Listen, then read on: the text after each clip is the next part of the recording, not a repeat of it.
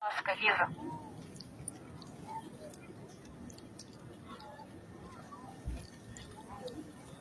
Дорогие украинцы, я чеченка Лиза Умарова, автор, исполнитель патриотических антивоенных песен, актриса. Я буду говорить на ясном для многих языке, на русском языке, и меня будут переводить. Я хочу обратиться от имени чеченских матерей ко всем украинским матерям, которые находятся в Мариуполе, которые приехали сюда. Мы очень вам сочувствуем, мы понимаем вас, мы сами пережили этот ад от русского агрессора. Сегодня украинскую мать никто не поймет так, как чеченская мать.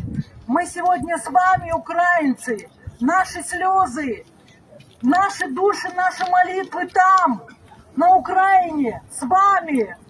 И украинская земля сегодня переживает страшные времена. Она задыхается от бомб, она задыхается от ужаса, она покрыта, обогрена кровью невинных украинских детей, невинных жертв. Но эта земля встанет, как сказал великий наш президент Джохар Дудаев, когда поднимется солнце над Украиной, падет Россия! Слава Украине! Слава Ичкерии! Слава всему миру на земле! Слава всему миру на земле! Мы хотим, чтобы мир был без войн. Где бы это ни было, мы сегодня с вами, украинские матери.